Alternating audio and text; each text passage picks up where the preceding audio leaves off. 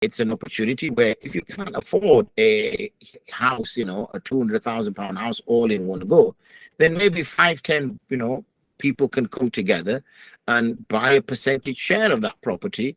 And now that will release a revenue of whatever, £1,000 a month rent, which again is divided between 5 people or 10 people. And that's an extra £200 or £100 per month for a pretty small investment.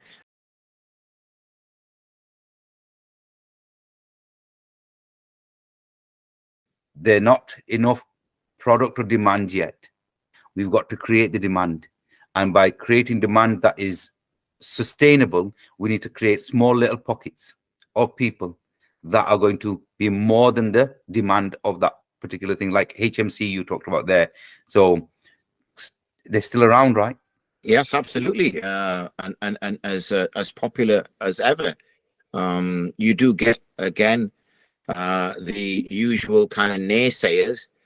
Yeah, but you could do this. Yeah, you could do that. My answer is always, it's the only tried and tested system. It is a system. There is always ways to find, ways around systems. Those who are in the teaching profession know that Ofsted have a job to do. But how many teachers and schools will find a way around to ensure that they're up to a certain standard when the Ofsted regulators come round?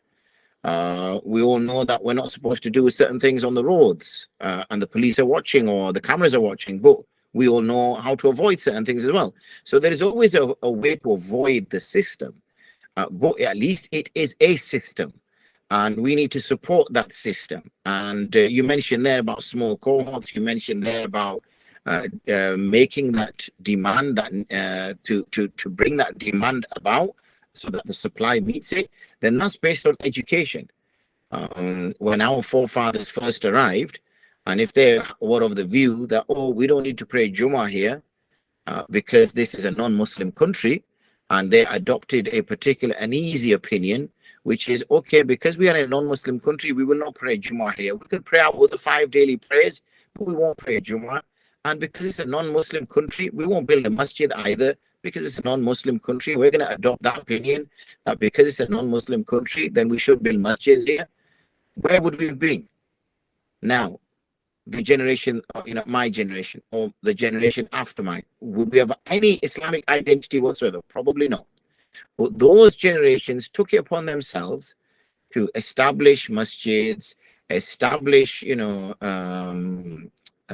the availability of halal food in schools, to take into consideration certain dress codes for young female students, and lots of other things like that, which they stood up for, which meant life became a little bit easier for the generations which came after. But they made that demand, that this is what we demand.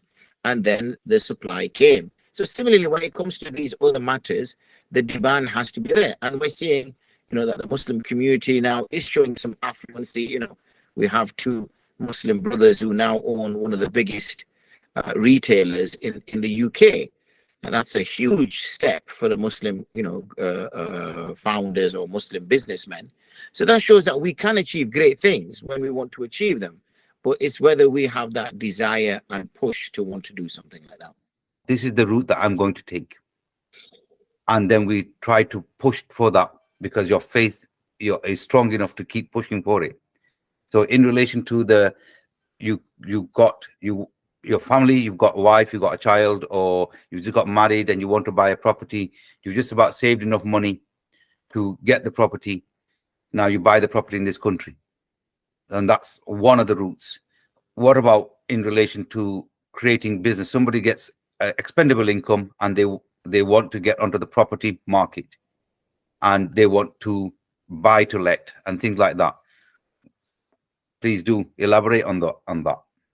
Well, this is they always say, don't they, that bricks and mortar are the best form of investments because it's virtually guaranteed. I mentioned to you that one of our first properties that we bought way back in '97 was for £50,000. Now it's considerably more. I think even when we sold it in 2006 or something, it was nearly triple the price. So within 10 years, the price had tripled of that one property.